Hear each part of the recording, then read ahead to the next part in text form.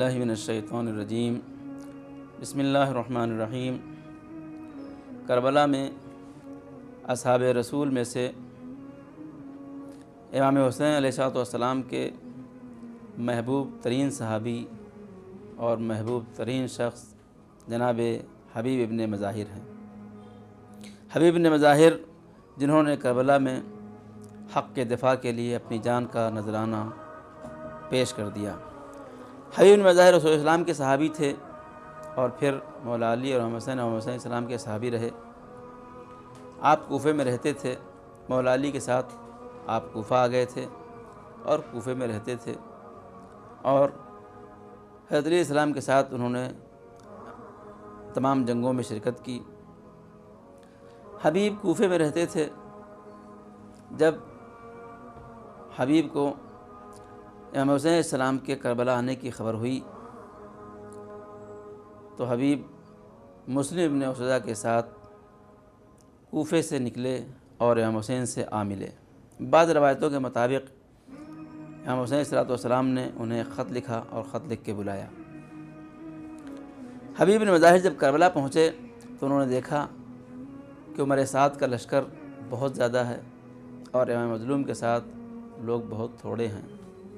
حبیب امام کے پاس آئے اور آواز دی، آقا یہیں قریب میں بنی اسد کا قبیلہ رہتا ہے، اگر آپ اجازت دیجئے تو میں جا کے ان کو نصیحت کروں اور ان سے آپ کی مدد کے لیے درخواست کروں۔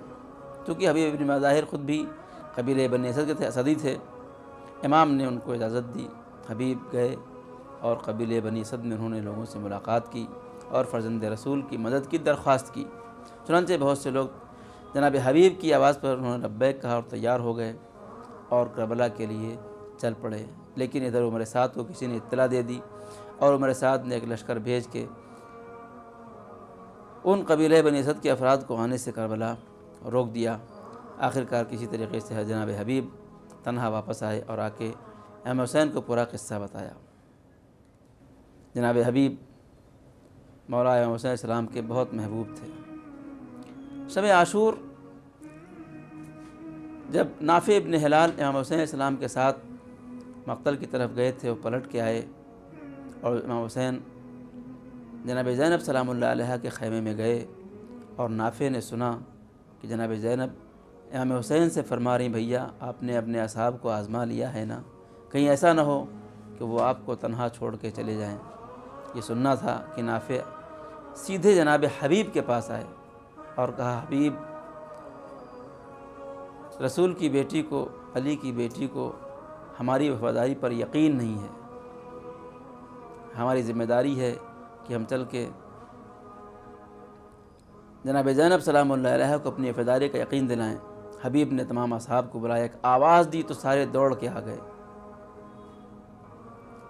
حبیب نے ہاشمیوں سے کہا، آپ جائیے، آپ سے کوئی کام نہیں ہے۔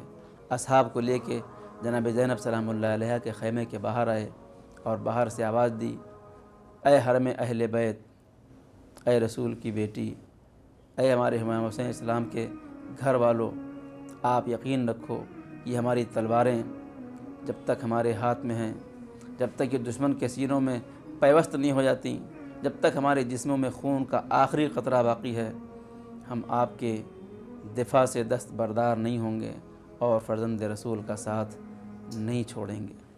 حبیب بن مظاہر روز عاشوراء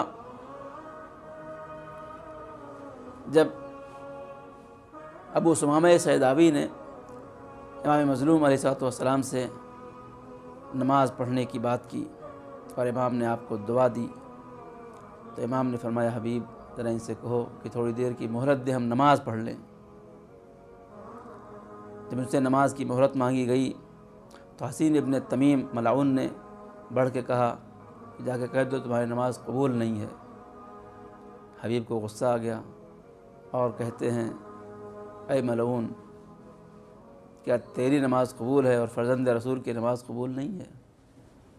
اور حبیب نے حملہ کر دیا۔